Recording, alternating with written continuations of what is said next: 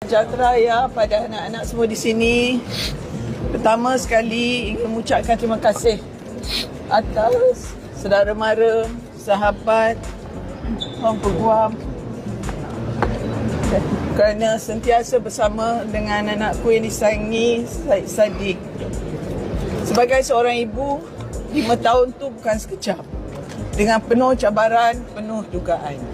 Tapi syukur Alhamdulillah, Saddiq sentiasa di hatinya apa yang dilakukan kerana Allah dan untuk rakyat.